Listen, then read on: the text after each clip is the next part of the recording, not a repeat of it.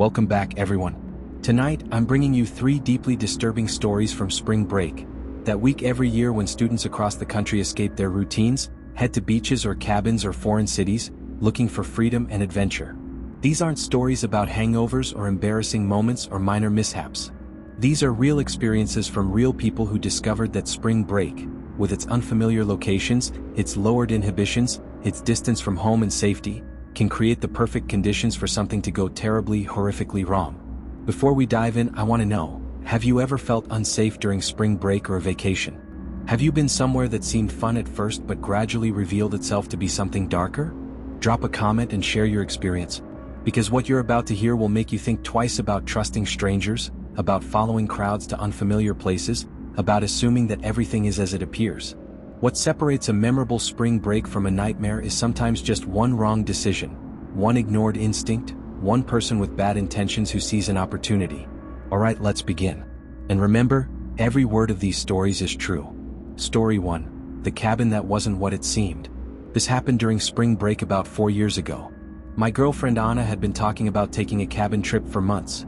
Just somewhere quiet where we could disappear for a few days with no obligations, no schedules, no crowds. Anna isn't really the spring break party type.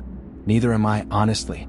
The idea of cramming onto a beach with thousands of drunk college students has never appealed to either of us. So a cabin in the woods sounded perfect. Peaceful, isolated, exactly what we both needed after a stressful semester. Her brother Hunter was on spring break from his school at the same time and was staying with us at Anna's apartment anyway, so it made sense for him to come along too. I found a place online through one of those vacation rental websites. It looked great in the photos. Rustic but well-maintained, deep in the woods of northeastern Tennessee, surrounded by national forest land. The price was surprisingly cheap actually. Probably half of what I'd expected to pay for a 3-bedroom cabin in that area during peak season. I remember thinking briefly that it seemed almost too good to be true, but then I rationalized it away. Maybe the owner was just trying to build up reviews. Maybe it was newly listed. Maybe the remote location made it less desirable to most renters. I didn't think about it again. I just booked it, paid the deposit, and started looking forward to a quiet weekend away. We left Friday afternoon right after Anna's last class. It was about a 4-hour drive from where we were living, and we arrived at the cabin around dinner time, probably 6:30 or 7 p.m. The place felt genuinely cut off from civilization in a way that was both appealing and slightly unnerving. You couldn't see the gravel road we'd driven in on from the front porch, which I actually liked at the time. It felt private, secluded, like we were the only people for miles. There was an outbuilding off to the side of the main cabin, like a large shed or small garage, that was secured with a heavy-duty padlock. Hunter, being curious and kind of restless after the long drive, walked over and messed with the lock for a second. "This is new," he said, examining it. "Like really new. This lock was just put on recently." I walked over to look. He was right. The metal was shiny and unweathered, and there were fresh scratches around the hasp where it had been installed. "Probably just the owner keeping equipment and tools in there," I said. "Lawnmower, weed trimmer, that kind of stuff. They probably don't want renters messing with it." Hunter shrugged and we headed inside. It was getting dark pretty quickly, that early spring darkness where the sun sets around 7 p.m. So we immediately started making dinner using the groceries we'd brought. The cabin itself was nice enough. A little dated in terms of decor, but clean and functional. 3 bedrooms like advertised, a full kitchen, a wood-burning stove in the main room. That first night was completely fine. We cooked pasta, had a few beers on the porch while the sun finished setting, played some cards, went to bed relatively early around 11 p.m. I can't remember exactly when, but it started lightly raining at some point after we'd gone to bed. Just a gentle spring rain pattering on the metal roof. The woods around the cabin were really loud, which surprised me initially. I'd expected quiet, but instead there was this constant wall of sound. Insects chirping, frogs croaking, things rustling in the undergrowth. Something about it was actually really calming, though. Like nature's white noise machine. I do want to mention that at some point before I fell asleep that night, I heard something bigger moving around outside. Heavy footsteps, branches breaking. I figured it was just a deer. The area was full of wildlife. We'd seen deer crossing the road on the drive-in. I fell asleep not long after that, feeling peaceful and relaxed for the first time in weeks. What woke me up was a sound like something hitting the side of the cabin. A solid thump against the exterior wall. I don't know what time it was exactly. I hadn't brought my phone into the bedroom because I was trying to disconnect from technology for the weekend, but it felt late. Maybe 2 o'clock or 3 a.m. I froze in bed for a minute, still half asleep, wondering if what I'd heard was real or just part of a dream I'd been having. Right when I was about to dismiss it and try to fall back asleep, I heard another thump. Same sound, same location against the wall. Definitely real. I rolled over to see if Anna was awake, but she was completely out, breathing deeply and evenly. So it was up to me to investigate. I really didn't want to. Every instinct was telling me to just pull the covers over my head and pretend I hadn't heard anything. But if there was a bear or some other large animal poking around the cabin, it would be better to know about it and scare it off than to just ignore it and hope it went away. So I reluctantly got out of bed, trying not to wake Anna, and grabbed one of the heavy-duty flashlights we'd brought. I didn't want to go outside, absolutely not, but the outdoor visibility through the cabin windows was pretty limited because of the rain and darkness and the way the trees crowded close to the structure. Despite the limited view though, I noticed something that made my blood run cold. There were footprints on the ground near the outbuilding. Fresh footprints in the mud, clearly visible even from the window because of how the porch light illuminated that area. And these footprints absolutely could not have been ours. None of us had been outside the cabin after the rain started, at least not to my knowledge. I'd been asleep, Anna had been asleep, and presumably Hunter had been asleep in his room. I reasoned that it was possible Hunter had gone out there without me realizing it. Maybe he'd heard a noise earlier and gone to investigate. Maybe he'd needed something from his car. But I was pretty confident he wouldn't have done that. Hunter was a heavy sleeper, and he had no reason to be wandering around in the rain in the middle of the night, which made the situation deeply eerie. The footprints didn't look like they belonged to an animal. They were clearly boot prints or shoe prints, human-shaped, although they were too far away for me to be certain of the details. If I'd been unwilling to go outside before seeing those prints, there was absolutely no chance I was going out there now. I made sure all the doors were locked, front door, back door, checked the windows to make sure they were latched, and then went back to bed. I tried to sleep, but I was too amped up on adrenaline. I just lay there staring at the ceiling, listening to the rain and the forest sounds, wondering if I should wake Anna and tell her what I'd seen. Eventually, somehow, I must have dozed off. Unfortunately, the night was far from over. I woke up a few hours later, probably around 4 o'clock or 5 a.m. based on how dark it still was, to the sound of knocking on the front door. Loud, insistent knocking. 3 sharp raps, then a pause, then 3 more. That's one of the most terrifying things I can imagine waking up to when you're in an isolated cabin in the middle of nowhere. The sound of someone knocking, announcing their presence, demanding entrance. My heart immediately started pounding. The knocking meant there was someone out there, a stranger in the middle of the night in a location where there shouldn't be anyone else for miles. It was just so late, so unexpected. I couldn't think of a single good reason why someone would be knocking on our cabin door at 4 a.m. The knocking woke up Anna too. She sat up in bed with this wide-eyed, frightened expression. "What the fuck?" she whispered. "Who is that?" "I don't know," I whispered back. The knocking came again. Harder this time, more aggressive. I knew I had to do something. I couldn't just lie there and hope whoever it was would go away. So I got out of bed and walked slowly toward the front door, my heart hammering in my chest. Before I could even say anything or ask who was there, a male voice called out from the other side. "Forest Ranger. There's been an incident in the area and I need to do a welfare check. Is everyone okay in there?" I paused, not responding immediately. Mostly out of fear, but also because something felt wrong about the whole situation. A forest ranger doing welfare checks at 4 a.m.? On what basis? What kind of incident would require that? The voice continued, "Hello? I know you're in there. I can see lights on. I just need to make sure everyone's safe." I moved closer to the door but didn't unlock it. "We're fine," I called out. "Everyone's okay. We're just trying to sleep." There was a pause. A long pause, maybe 10 or 15 seconds. Then the voice said, "I appreciate that, but I'm going to need to ask you folks a few questions. Standard protocol. Won't take more than a minute." I was instantly suspicious. Something about the phrasing, the tone, the whole scenario felt wrong. I was almost fully confident at that point that the person on the other side of the door was not any kind of law enforcement or park service employee. Real rangers don't show up at 4 a.m. for welfare checks, without radioing ahead or calling first. They don't operate alone in the middle of the night. And they definitely don't insist on asking questions through a locked door at an occupied rental cabin. At that point, I heard Hunter's bedroom door open.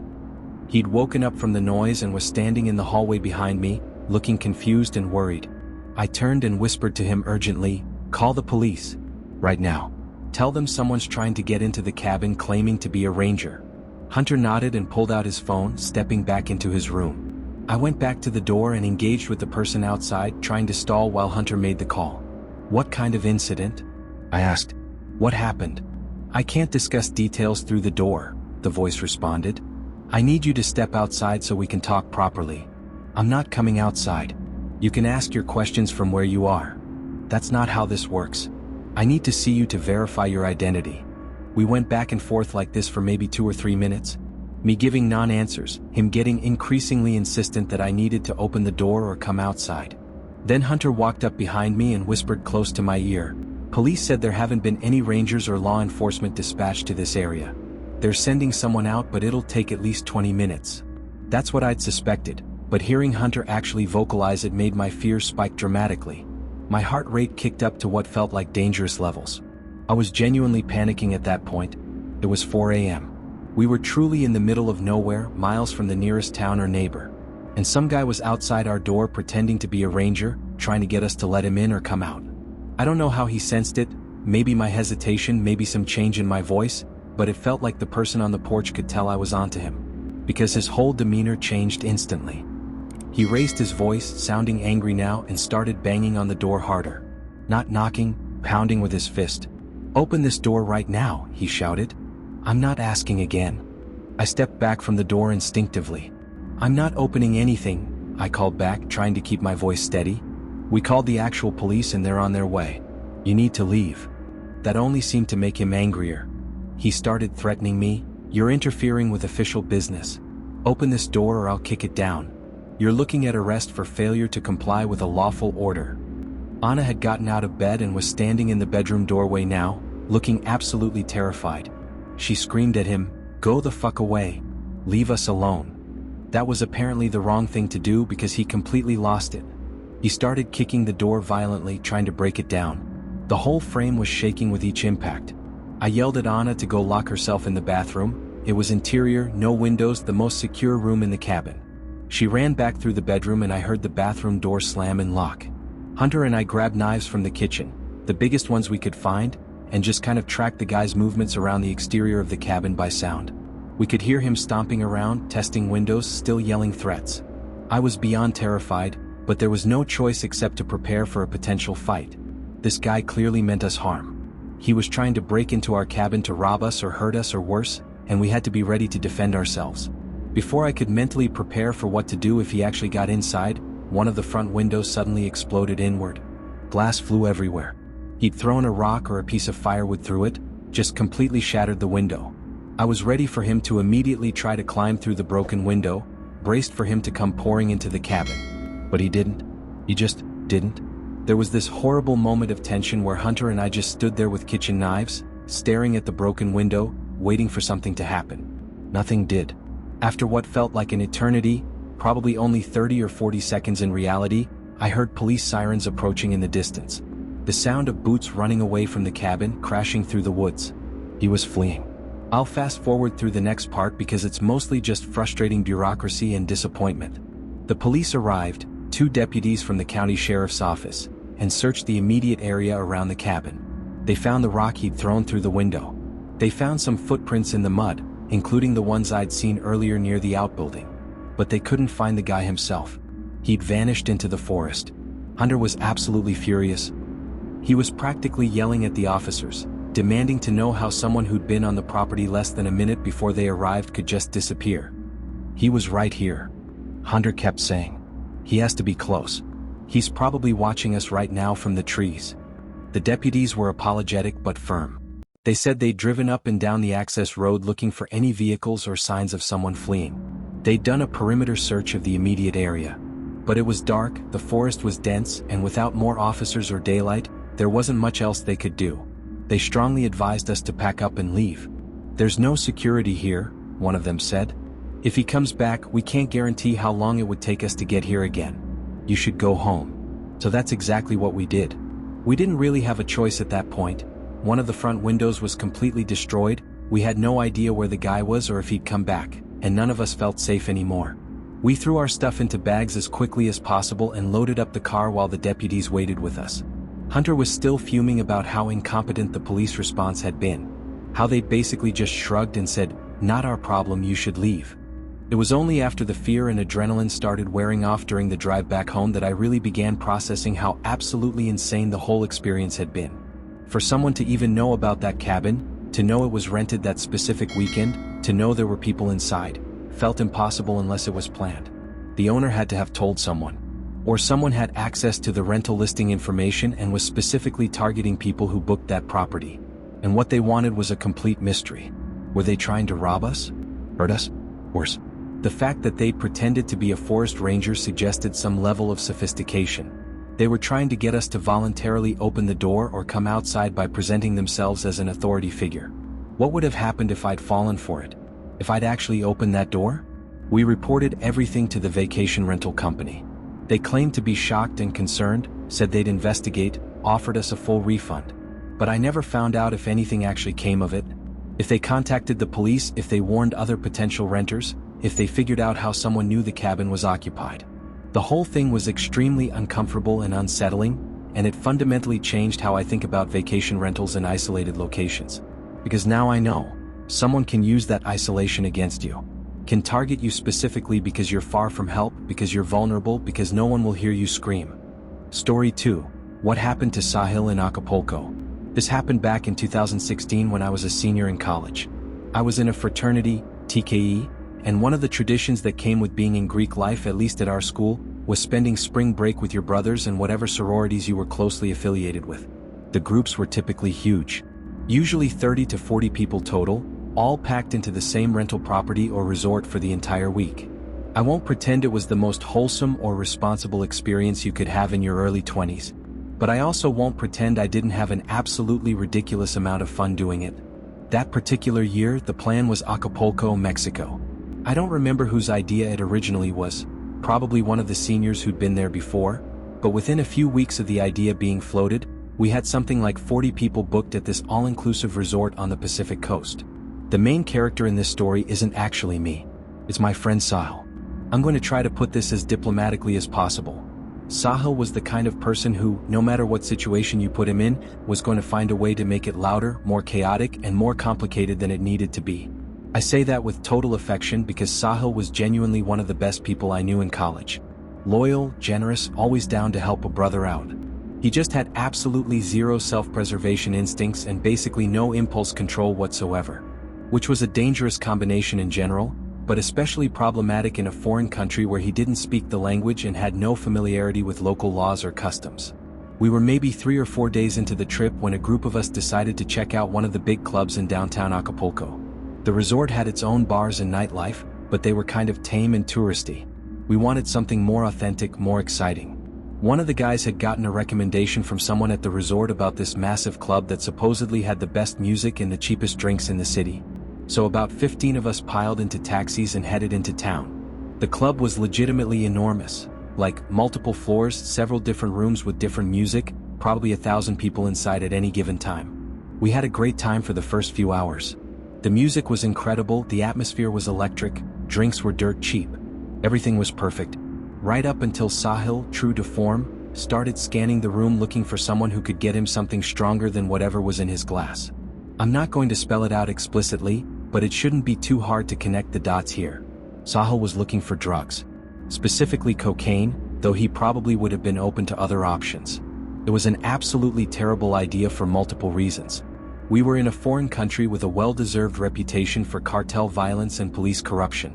None of us in our group spoke fluent Spanish, maybe some basic conversational phrases, but nothing that would help in a serious situation. Plus, buying drugs from strangers in a nightclub is dangerous anywhere, but especially in Mexico where cartels control the drug trade and scams targeting tourists are common. I pulled Sahil aside and told him to drop it.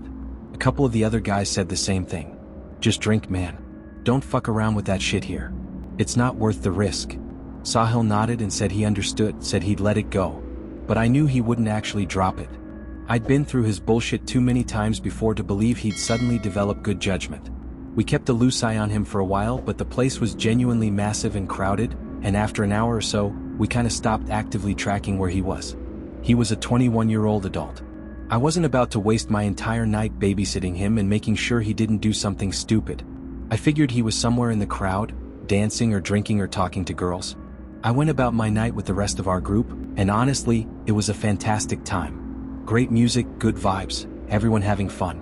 But Sahil never turned up as the night went on, which I found stranger and stranger the later it got. Usually, even when Sahil disappeared into a crowd or went off on his own, he'd resurface eventually. He was social, gregarious, always finding his way back to the group. I don't remember exactly what triggered the shift from "Where's Sahil?" to "Where the fuck is Sahil and why isn't he answering his phone?" But at some point the mood changed.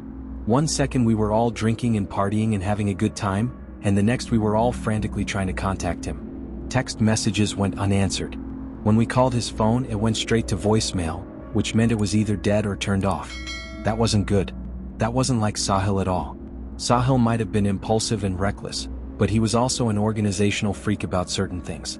He always kept his phone charged, always responded to messages, always made sure people knew where he was. The fact that his phone was completely dead and he'd been out of contact for hours set off serious alarm bells.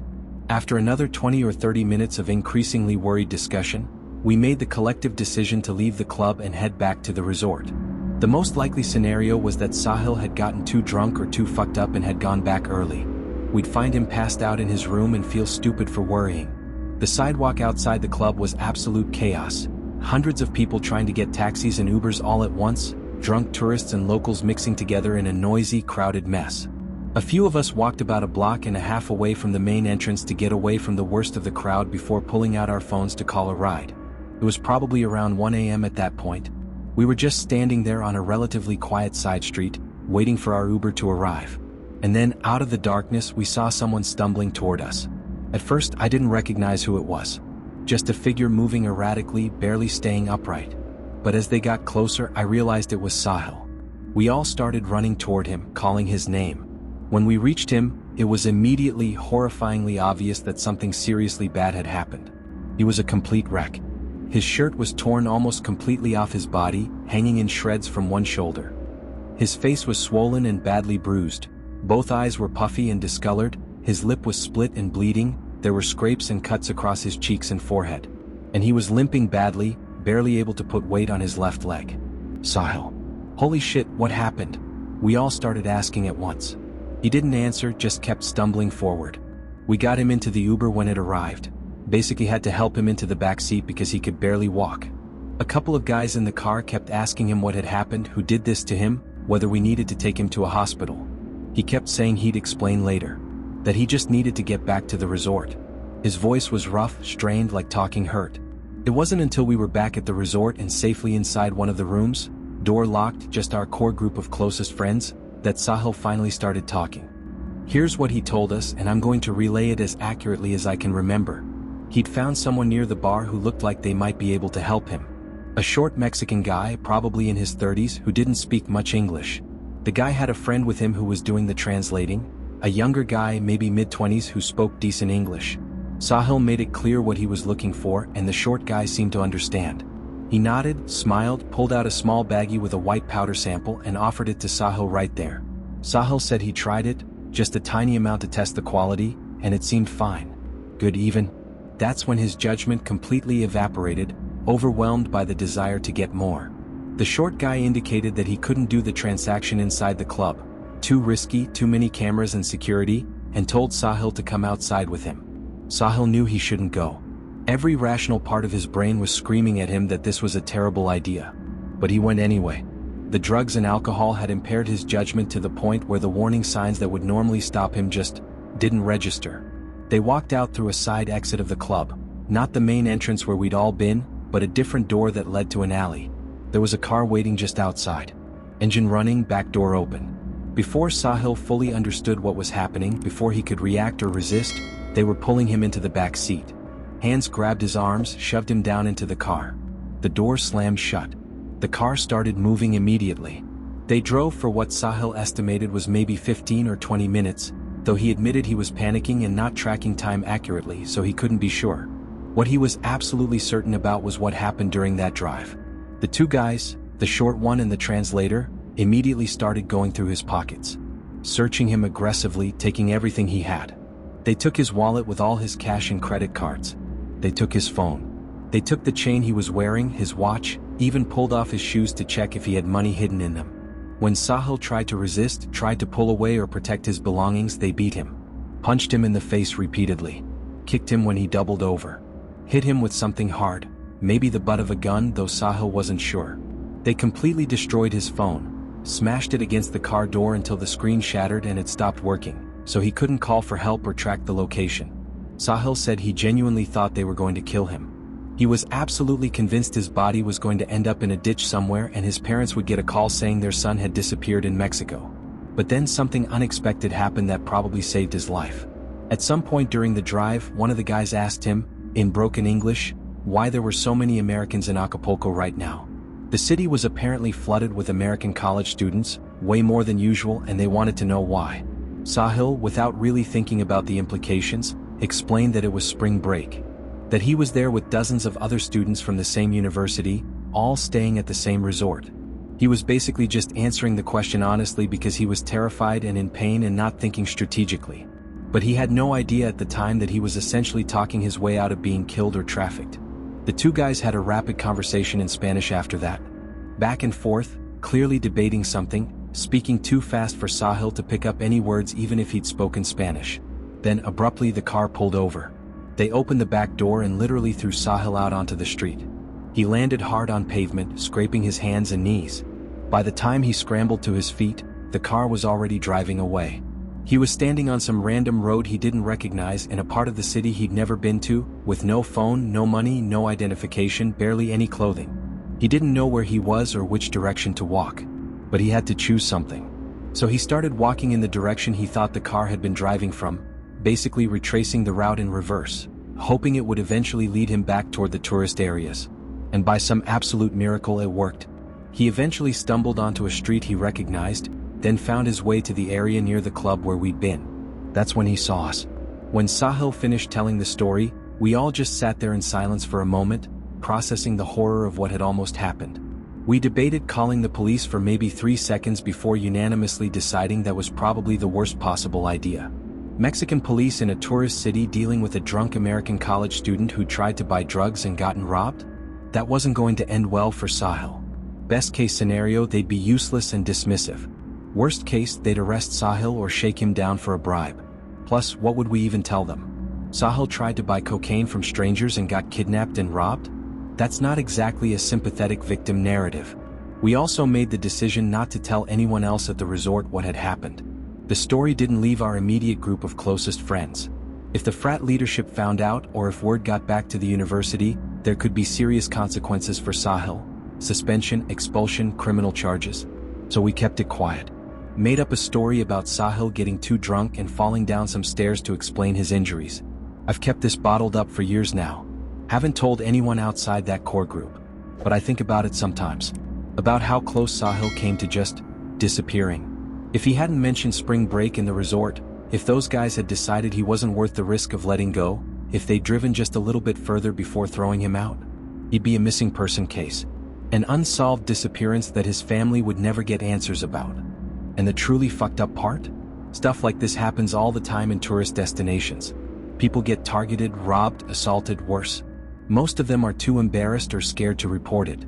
So the official statistics don't reflect the reality of how dangerous these places can be if you let your guard down for even a moment. Stay smart out there. Don't trust strangers offering you things that are too good to be true. Don't go anywhere alone with people you just met. Because sometimes, you only get one chance to make the right decision. And if you make the wrong one, you might not get a second chance. Story 3, The House on the Lake. I've been keeping this bottled up for quite a while now. This happened during spring break of my junior year of college. I graduated a few years ago, so we're going back maybe 5 or 6 years at this point. I should mention up front that I'm kind of a naturally paranoid person. Always have been. I'm hyper aware of my surroundings, skeptical of situations that seem too good to be true, generally cynical about people's motivations. Those honestly aren't the healthiest personality traits to have. I end up spending a lot of mental energy overthinking and worrying about things that probably don't matter. But occasionally, very occasionally, my paranoia is justified. And this is one of those times. My ex-girlfriend Anna had this friend named Lena. Lena was one of those people who's just incredibly socially connected. Always knew where the parties were, always had invitations to events, plugged into every group chat and social circle on campus. Which is why it wasn't surprising when Lena approached Anna with a spring break plan about 3 weeks before break started. She said a girl she knew from her sociology class had told her about a lake house trip out in the Ozarks. According to Lena, a bunch of people from that girl's sorority and some affiliated fraternities were renting this big house on the water for the week. Pretty standard spring break setup, honestly. Not the beach or Mexico or anything exotic, but a lake house party with a big group sounded fun enough. I wasn't exactly the typical spring break type. I'm not great with huge crowds of drunk people I don't know, but Anna really wanted to go and I didn't have a compelling reason to say no. So I figured what the hell. Could be fun. There were 4 of us making the trip. Myself, Anna, Lena, and Lena's boyfriend Colby. Colby volunteered to drive because he had the biggest vehicle. A large SUV that could comfortably fit all 4 of us plus luggage. It was a long drive from our college to the Ozarks, probably 5 or 6 hours, but it was actually pretty pleasant. Everyone was in a good mood, excited for the trip, playing music and talking and laughing. The final stretch of the drive was on this long, winding road that didn't have many houses or buildings on it. Very rural, very isolated, nothing but trees and the occasional driveway. We pulled up to the lake house around 5 p.m., right as the sun was starting to get lower in the sky. My first thought was that Lena had severely undersold how nice this place was. The house was absolutely massive. 3 stories, right on the water with a huge wraparound deck and a dock that extended probably 50 feet out over the lake. It was the kind of house that makes you wonder who actually owns it. This wasn't some middle-class family's vacation home. This was serious money. There were also way more cars parked around the property than I'd been expecting. Lena had made it sound like there would be maybe 15 to 20 people total. A decent-sized group, but manageable and not overwhelming. But I started counting cars in the gravel parking area beside the house and stopped at 25. And there were more vehicles parked down the road because there wasn't enough space in the main lot. That's where Colby ended up parking, probably 100 yards down the road from the actual house. We grabbed our bags and walked up the front steps toward the entrance. There was a guy standing near the front door who appeared to be greeting arrivals. He looked about our age, maybe a year or 2 older. Clean-cut, friendly smile, clipboard in hand. He introduced himself, though I honestly don't remember his name now, so I'll just call him the host for the purposes of this story. He seemed friendly enough on the surface. But the very first thing I noticed, the detail that immediately triggered my natural suspicion, was that his greeting speech seemed rehearsed.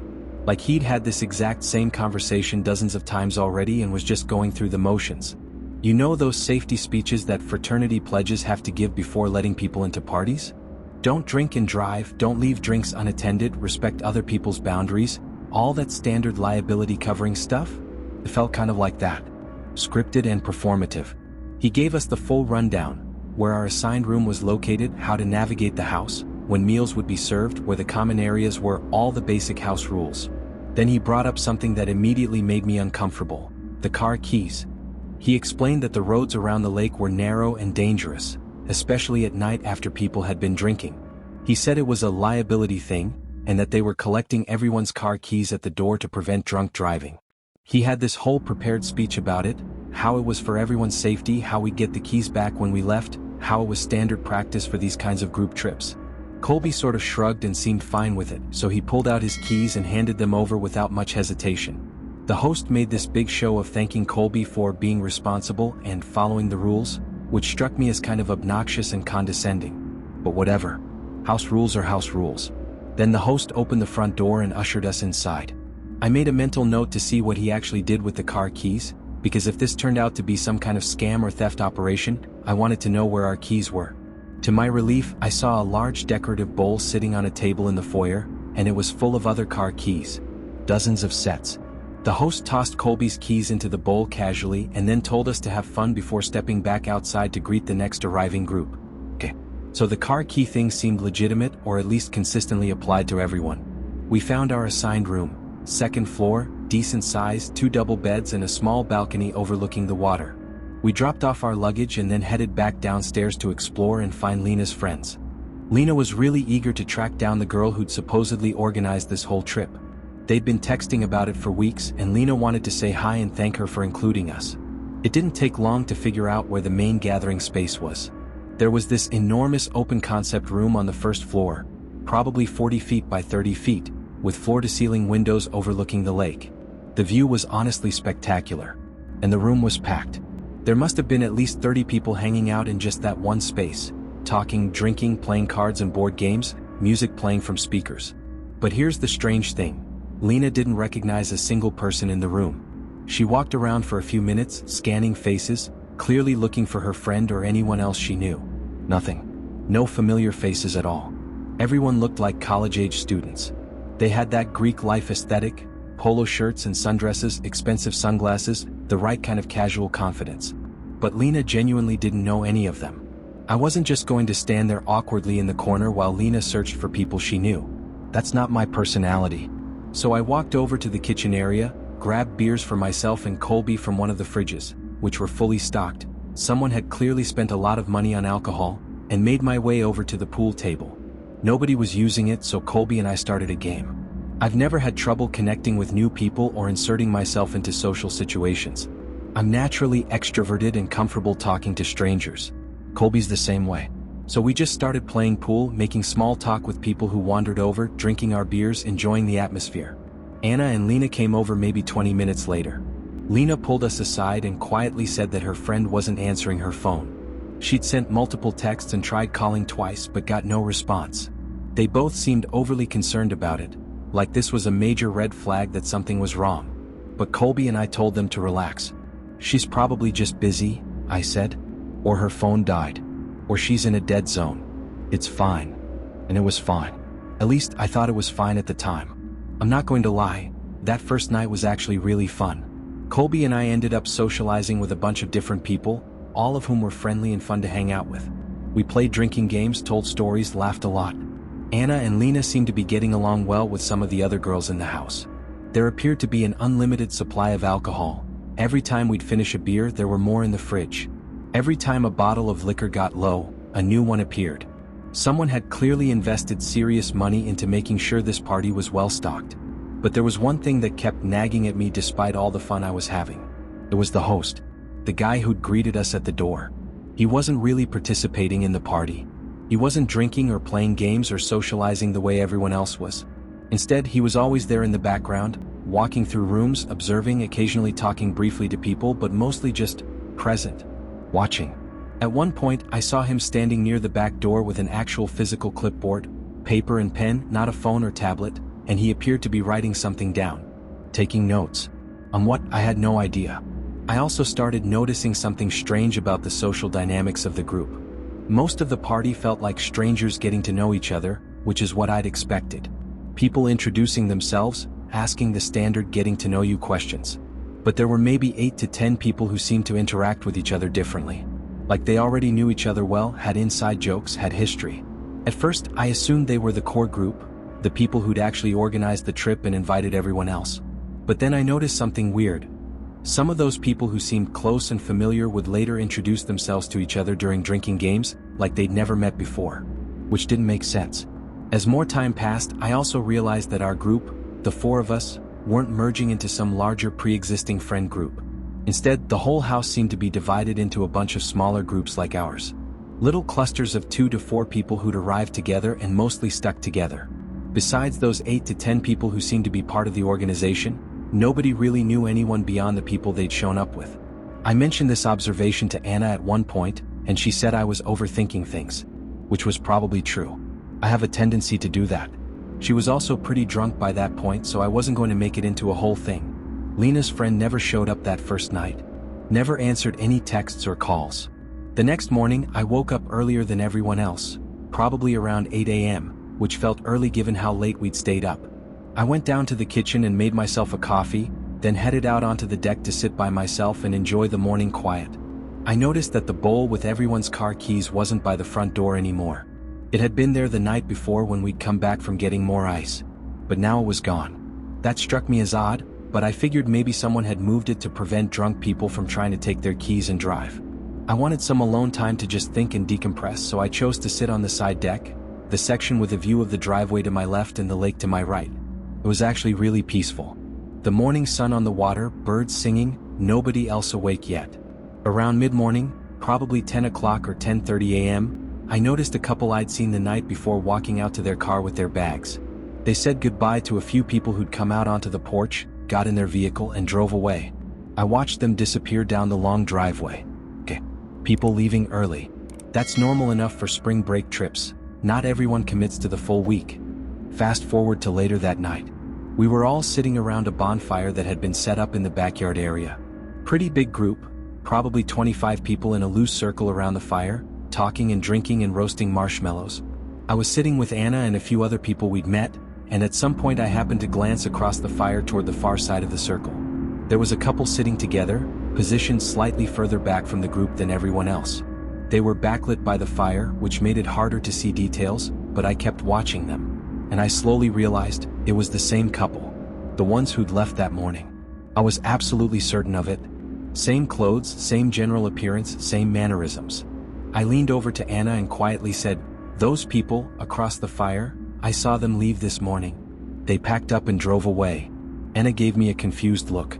She hadn't witnessed them leaving, so she had no frame of reference. "Are you sure?" she asked. "Maybe you're mixing them up with someone else?" "No, I'm positive. It's them." There wasn't much I could do to convince her in that moment. So instead, I got up and made my way back toward the front of the house. I remembered which car had been theirs, a silver Honda Civic with some kind of university parking sticker in the rear window. I walked out to the parking area to check if it was still gone. And it was gone. The space where they'd been parked was empty. Despite that clear evidence, I was still absolutely convinced the people I'd seen at the bonfire were the same couple. But by the time I got back to the fire, they'd disappeared. Vanished into the house or the darkness or wherever. I looked around for them but couldn't find them anywhere. It bothered me for the rest of the night. The contradiction between what I'd seen and what the evidence suggested. I didn't tell Colby or Lena, they'd just think I was being paranoid and weird. And every time I brought it up to Anna, she told me I was being a psychotic buzzkill and needed to relax and have fun. The next morning, I made a point to wake up really early again, probably 6:30 or 7 a.m. I wanted to go for a walk. Not just around the house but down the road away from the property. I'm not really sure what I was looking for. Maybe just proof that there was a normal world outside this weird lakehouse bubble we'd entered. I walked about a quarter mile down the road, past a bend where you couldn't see the house anymore. And that's when I found it. There was a small equipment shed off to the side of the road, the kind of structure used for storing groundskeeping equipment, lawnmowers, that kind of thing. I walked around to the back of the shed, and my jaw nearly hit the ground. It was the couple's car. The silver Honda Civic. Parked behind the shed, hidden from the road, like someone had deliberately moved it there to conceal it. I just stood there staring at it. I don't know for how long. I wasn't scared exactly. It was more like confirmation of something I'd already suspected but hadn't been able to prove. People weren't actually leaving. They were pretending to leave, staging these fake departures but staying. What the fuck was going on? I turned around and walked back to the house without telling anyone what I'd found. I was starting to genuinely freak out at that point. That afternoon, I made the decision to confront the couple directly. I needed to understand what was happening. It took me a long time to find them. I had to search through multiple rooms and outdoor areas. When I finally located them near the dock, I didn't even sugarcoat my question or try to be subtle. I just walked up and bluntly asked, "Did you guys leave yesterday morning? Like pack up your car and drive away?" They both gave me this look, part confusion, part something else I couldn't quite identify. Maybe nervousness? Guilt? What? No, the guy said, "We've been here the whole time." Why would you think that? But I could tell my question had struck a nerve. They exchanged a quick glance with each other. "I saw you," I insisted. "I watched you put your bags in your car and leave." "You must have us confused with someone else," the girl said quickly. Too quickly. And here's the really unsettling part. As I was standing there trying to get a straight answer, I swear everyone around us quieted down.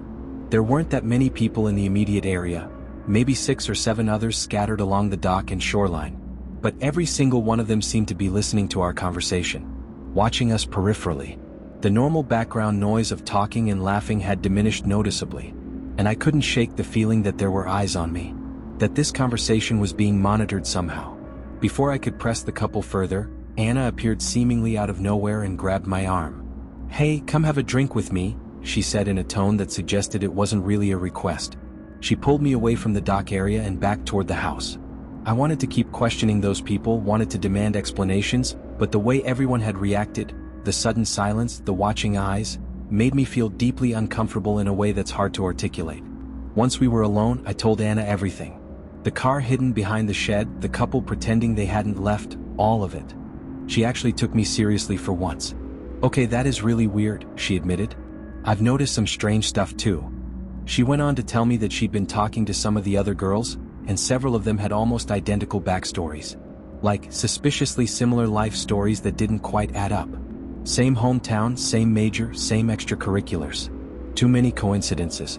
I suggested we leave. Like, pack up immediately and get out of there. But Anna said that was probably premature.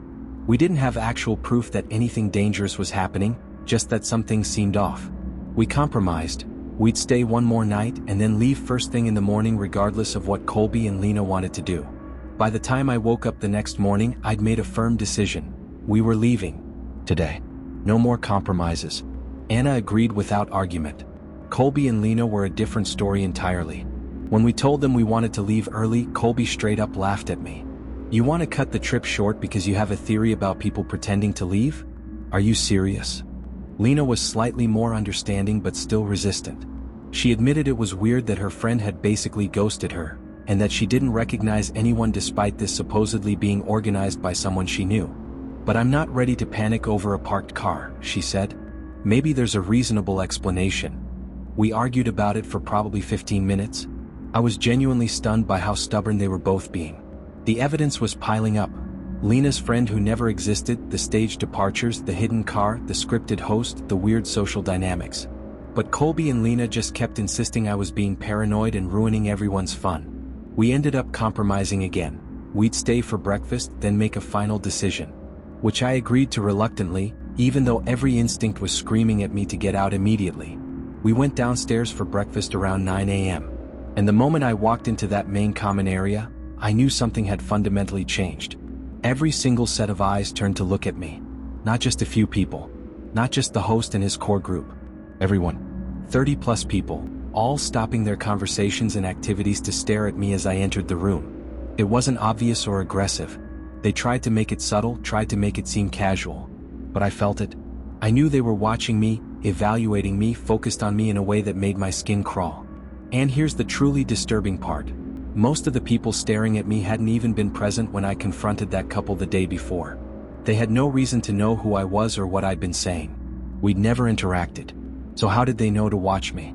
How had information spread that quickly and completely? Anna felt it too. She leaned close and whispered, "People are definitely looking at you." That's when genuine fear kicked in. Not suspicion, not paranoia, actual fear. I started feeling like something really, really terrible was going to happen if we stayed in that house for even one more hour. I got up from where we'd been sitting and walked directly over to the host, who was standing near the kitchen area talking to someone. "We need to leave," I said firmly. "I need our car keys back." He turned to look at me with this smile that didn't reach his eyes, like a robot programmed to simulate friendliness. "Oh, is everything okay?" he asked in that same rehearsed tone. "Something came up. Family emergency. We need to head home." He didn't move to get the keys, just kept smiling at me. "That's unfortunate," he said. "Some people were planning a boat thing for this evening. And the nights always get better toward the end of the week." He was doing everything he could to convince me to stay. Making suggestions, offering alternatives, telling me about activities I'd miss. All while maintaining that creepy, unwavering smile. I didn't care. I wasn't playing this game anymore. "I need the keys," I repeated. "Now." The entire room had gone quiet. No background music, no conversations, no ambient noise. I cannot adequately describe how awful that feeling was. There were at least 25 people in that room, and every single one of them had stopped what they were doing to watch this interaction. The host's smile finally disappeared. His expression went completely blank. Dead eyes, no emotion, just staring at me. The silence stretched on for what felt like forever but was probably only 10 or 15 seconds. Then a girl who was sitting nearby, someone I'd never spoken to, someone I didn't know at all, broke the silence by saying, "That's not a good idea." Just those 5 words, delivered in this flat, emotionless tone. I turned to look at her. She was staring at me with this intense expression that I can only describe as threatening. I looked across the room and saw Anna, Lena, and Colby. They all looked horrified, finally understanding that something was seriously wrong. The host finally spoke. "Okay. Fine." His tone had changed completely. No more friendliness, no more sales pitch. Just cold resignation. "Follow me," he said. I saw Anna starting to get up to come with me, but the host immediately put his hand out toward her. "No," he said loudly. almost violently. The word came out like a command. Only him, he continued, gesturing at me. So I followed him alone, my heart pounding, very aware that I was being led away from witnesses. He took me through a maze of hallways I hadn't explored before, deeper into the house, until we reached a small room that appeared to be an office or storage area. There was a wall-mounted board with dozens of key rings hanging on hooks, all labeled with numbers. He didn't even ask which set was ours. He went directly to a specific hook and grabbed Colby's keys. Because of course he knew exactly which keys belonged to which car. He'd been tracking everything from the beginning. He handed them to me without a word. I thought he might try to physically stop me or attack me at that point. We were alone, away from everyone else. But he just said, "You're making a mistake." I didn't respond. I just took the keys and walked back toward the common area as quickly as I could without running. When I got back to the main room, the atmosphere had completely changed again. The music was back on. People were talking and laughing, acting like nothing had happened. Like the entire room hadn't just gone dead silent to watch me ask for keys. It was incredibly freaky. The speed with which everyone snapped back to normal. Anna, Colby, and Lena were standing in the same spot, looking shaken. "We're leaving," I said. "Right now. Get your stuff." Nobody argued this time. We packed up and got out of there in less than 10 minutes, throwing clothes and toiletries into bags haphazardly, not caring about organization, just wanting to leave as fast as possible. The entire time, I expected someone to try to stop us, to block the door or take the keys back or physically prevent us from leaving. But nobody did. We walked out to Colby's car, loaded our bags, and drove away. As we were pulling out of the driveway, I looked back at the house one final time, and I saw the most unsettling image of the entire trip. There were about a dozen people standing in a line on the deck. Just standing there, perfectly still, not talking to each other, watching us leave. Their eyes tracked our vehicle as we drove away. It was obvious, unmistakable. They were watching us go. I noticed a few more faces in the windows of the house, also staring out at us. For the rest of spring break, Lena tried desperately to get in touch with the girl who had supposedly organized the trip. She called, texted, sent messages on every social media platform, tried contacting mutual friends. Nothing. Complete radio silence. Lena was starting to genuinely worry that something had happened to her friend, that she'd been kidnapped or hurt or worse. It wasn't until we were back on campus the following week that Lena finally managed to track her down in person.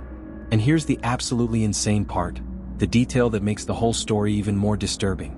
The girl's phone had been stolen about 2 weeks before spring break. She'd gotten a new number but hadn't told everyone yet because she'd been busy with exams. Which meant that every message Lena had received about the lake house trip, every text making plans, confirming details, giving the address, had come from whoever stole the phone. Not from her friend. From some stranger who'd been impersonating her friend. We talked about going to the police, but we quickly realized we couldn't actually articulate what crime had been committed against us. We went to a party. It was weird and creepy. Nobody technically did anything illegal that we could prove. Nobody hurt us or stole from us or threatened us with violence. But it was wrong. So fundamentally, disturbingly wrong that I felt like one more night in that house would have resulted in some kind of consequence I can't even imagine. This is something I'll genuinely never stop thinking about. Mostly because it's such a mystery. The more you think about it, the less it makes sense. What was the purpose? What were they building toward? What would have happened if we'd stayed the full week? I'll never know. And honestly, I'm grateful I'll never know. 3 people. 3 spring break trips. 3 situations where what should have been fun and carefree revealed itself to be something much darker. I want to thank everyone who shared their experiences. Spring break is marketed as this perfect escape, this week of freedom and adventure. But that same freedom, the unfamiliar locations, the lowered inhibitions, the distance from home, can make you vulnerable in ways you don't realize until it's too late. If you found these stories compelling, please like and subscribe. And if you've had your own disturbing spring break experience, something that started fun but turned sinister, something that still bothers you years later, share it in the comments. These stories need to be told. Stay safe out there, everyone. Trust your instincts when something feels wrong. Don't let friends pressure you into ignoring red flags. Pay attention to who has access to your personal information. And remember, sometimes the most dangerous situations are the ones that look perfectly normal on the surface. Until next time.